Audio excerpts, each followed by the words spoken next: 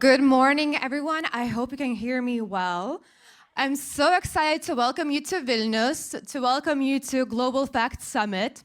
My name is Merkytė. I am a journalist at Delphi, Lithuania. And as a former fact checker, I am very happy and glad to welcome you all here today. And I hope everyone is caffeinated, ready to listen and discover new things and share new things. And to kick off this summit, I would like to invite the director of IFCN, International Fact-Checking Network, Angie Grobnik-Holland. Please give a warm applause. Before we begin, we need a somber moment. I want to acknowledge a moment of grief for our fact-checking community. In Lebanon, Ala Salman, a member of the Sawab fact-checking organization, has died.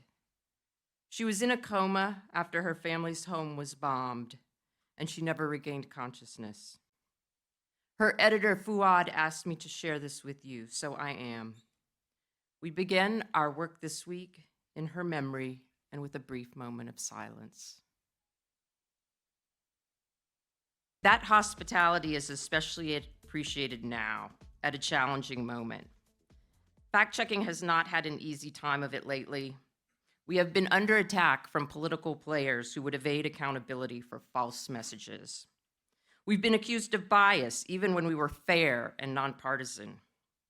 We've watched our business models erode, undercut by AI-generated summaries and monopolistic practices that profit from attention without investing in accuracy.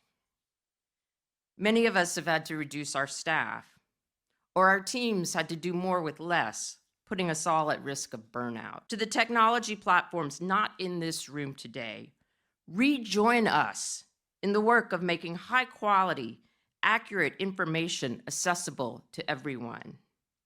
Fact-checking is not censorship. It is not partisan. It never was.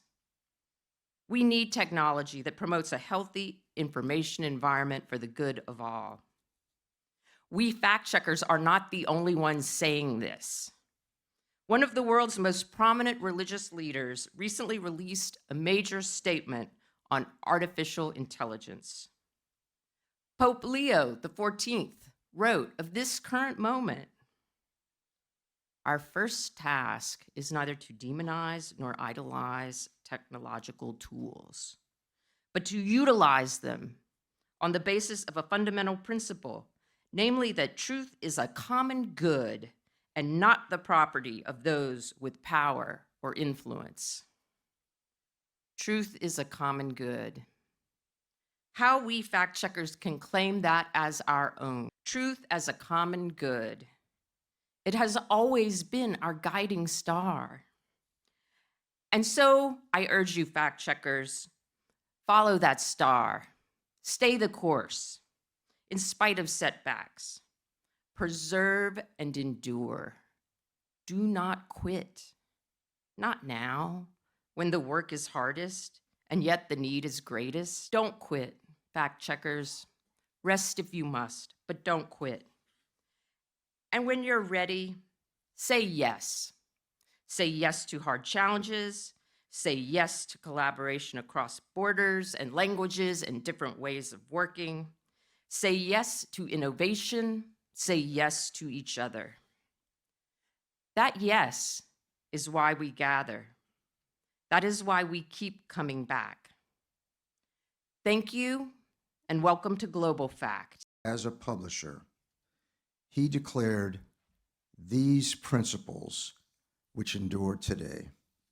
First, Mr. Pointer said that independent, accurate information, facts, were essential to self-government. Second, he said that journalists must constantly improve the way we work and expand what we offer to our fellow citizens. And third, he urged journalists, and this was in the 1940s, do not fear technology. Do not fear technology. Mr. Pointer could not have imagined or anticipated the rise of social media or the power of technological advances like AI. But he did understand the need for adaptation and the power of imagination.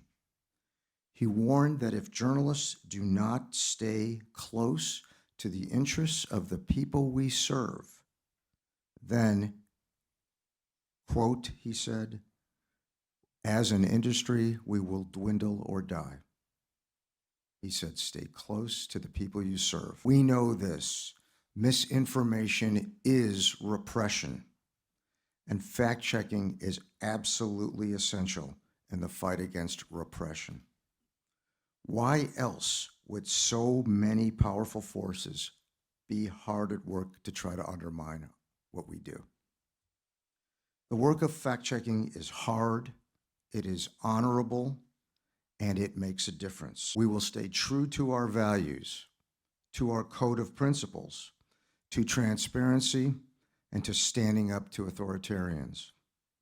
But we need not be shackled by the status quo. We must put creativity and imagination to work to assure our relevance.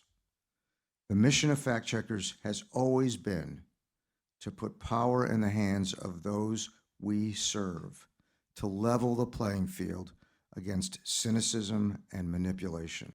And now I would like to invite on the stage Lithuanian Minister of National Defense, Robertas Kaunas. Dear ladies, gentlemen, dear journalists, researchers, and colleagues from many countries. Welcome to Vilnius, the city where we face cognitive warfare for real, actually. We sit roughly 30 kilometers from the border with Belarus, and we share nearly 300 kilometers of border with Russia. Our neighbors test us every day, and every day most of us stay resilient. The society that can distinguish the fact from manipulation is harder to scare, harder to divide, and harder to defeat. Our defense doctrines says it clearly. A strong, resilient society is not soft addition to the national defense. It is core part of it. And our most recent case, near the Suwalki corridor, close to the border with Poland, Belarus, and Russia. We're building a new military training area here. This is a real project with real questions from real residents about the land, about the forest, the ways of living. Those concerns are honest, and they deserve honest answers. But watch what's happened on top of those honest concerns. The fake groups appears in one more than 80% of followers were fake accounts based in Asia and Africa. They flooded the discussion with old Kremlin's lines. Lithuania is provoking Russia. And some posts even called a violation against our own soldiers. Our intelligence was clear. External actors were trying to take a real local sensitivity and to feed the fire. What is tried against Lithuania today may reach any country tomorrow. In the line with NATO's own thinking, we now threat cognitive warfare as real domain of conflict, as real as land, sea, air, space, and cyber. The enemy's goal is not longer to plan one lie. It is to freeze our decisions, to cause panic and anger, and to break the truth that holds a free society together. Artificial intelligence has made this faster, cheaper, and more cognitive. So, the answer is one: cognitive resilience. Keeping a clear head under pressure and recovering fast after attack without losing faith in each other and in our state. The climb of an informed citizen is real deterrence. An enemy who cannot make you panic has lost his best weapon. In all of this, accurate information in our front line. So let me be clear about the role of the media today. Your democratic infrastructure, as important as air defense system or artillery. Let us have no illusion. Disinformation will not disappear, but that does not mean we lose. It means our answer must be serious, steady, and built in many layers. Free journalism, periodical fact-checking, responsible platforms, public institutions, education, technology. And that is why you all here matters so much. No country can defend its information space alone. Yes, this is the most important gathering of fact-checkers, researchers, and experts, everyone who is dedicated to defending the integrity of our information space. We can share here in Lithuania our considerable experience of making our society resilient and to the systematic manipulation of information. We are meeting at the time that is increasingly challenging for democracies to maintain integrity for their information space. Preparation for each elections is marked by growing anxiety. The memory of last Romanian presidential elections is still alive. Armenia's parliamentary elections present a more recent case. As available analysis shows, Russia used massive information manipulation and interference to present the vote as a binary choice between a strong Armenia and one subjugated to the West, as well as to question the legitimacy of the democratic process. Well-orchestrated information manipulation can also have a significant impact on economic performance. Deterioration of confidence due to persistent disinformation undermines investment and trust in the state, institutions, and democracy. The economic impact of disinformation is too high to be ignored.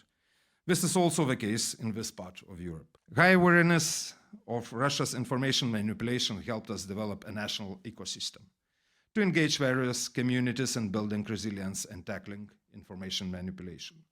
Our academia provides relevant research to inform decision makers. Government analysts across relevant agencies cooperate on information monitoring, joined by volunteers from the Lithuanian Riflemen Union. NGOs have developed high-quality educational and training resources to strengthen media literacy across different age groups. This whole-of-society approach has become the backbone of Lithuania's resilience. Since disinformation threats transcend borders, our response mechanism must also be international. We need networks of experts, we need you, lawmakers and law enforcement to share analysis and coordinate their efforts to effectively target the enablers of foreign information manipulation and interference. We need you, fact-checkers, expertise to inform robust regulation mechanisms and resilience-building efforts at home to support democratic partners around the world. Democratic societies must work together to protect their spaces for fair democratic debate.